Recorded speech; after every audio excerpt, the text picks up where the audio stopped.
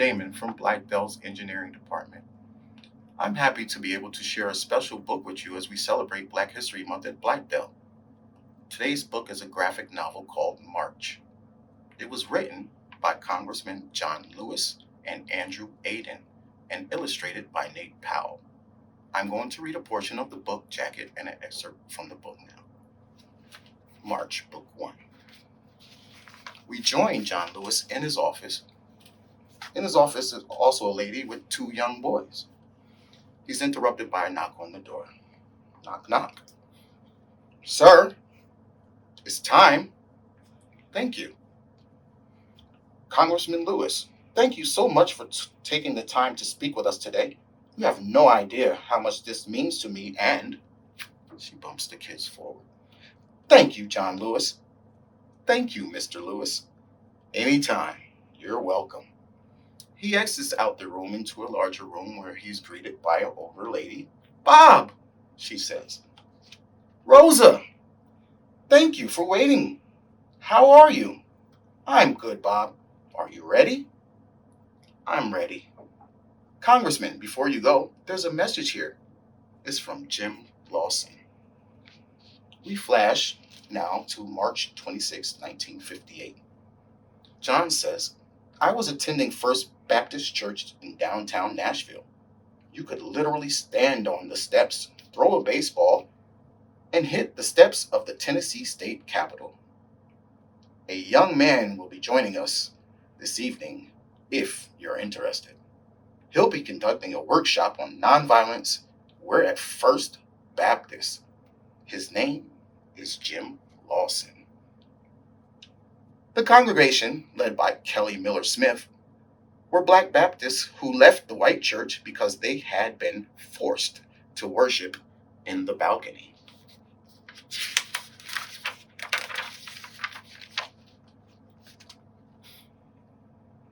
John says, I was one of the first volunteers to attend. It wasn't a very large meeting. I was the only student to go from my little school. There were young people like Diane Nash from Fisk University.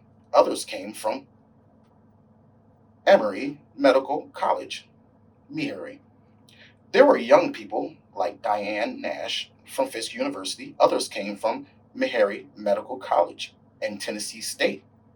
At the time, Jim Lawson was a graduate student in the Divinity School at Vanderbilt. He also represented an organization called the Fellowship of Reconciliation. He also represented an organization called the Fellowship of Reconciliation, better known as FOR, F-O-R, a pacifist group committed to the philosophy and discipline of nonviolence. FOR had also published a popular comic book called Martin Luther King and the Montgomery Story, which explained the basics of passive resistance and nonviolent action as tools for desegregation.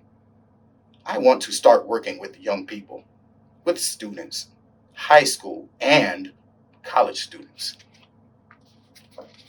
Jim talked about the Montgomery bus boycott, about resistance, about nonviolence.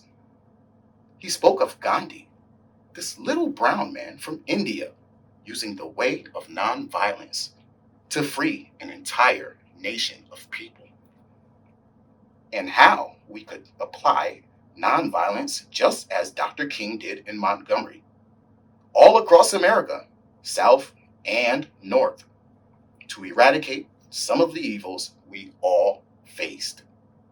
The evil of racism, the evil of poverty, the evil of war.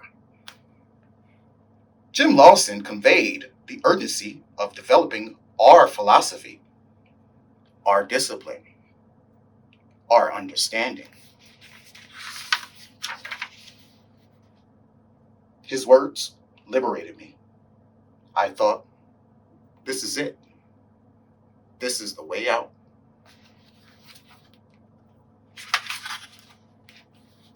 Congressman John Lewis is an American icon, one of the key figures of the civil rights movement.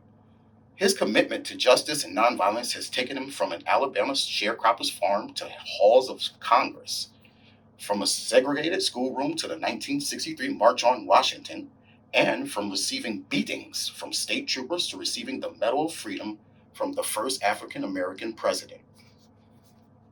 Now, to share his remarkable story with new generations, John Lewis presents March, a graphic novel trilogy in collaboration with co-writer Andrew Aydin and New York Times best-selling artist Nate Powell.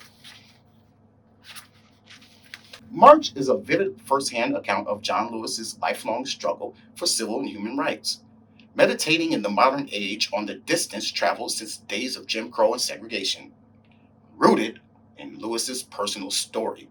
It also reflects on the highs and lows of the broader civil rights movement. Book 1 spans John Lewis's youth in rural Alabama, his life-changing meeting with Martin Luther King Jr., the birth of the Nashville student movement, and the battle to tear down segregation through nonviolent lunch counter sit-ins, building to a stunning climax on the steps of City Hall. Many years ago, John Lewis and other student activists drew inspiration from the 1958 comic book Martin Luther King and the Montgomery Story. Now, his own comics bring those days to life for a new audience, testifying to a movement whose echoes will be heard for generations. If you want to read more, you can check this book out in the Blythedale Bookworms library. Thank you.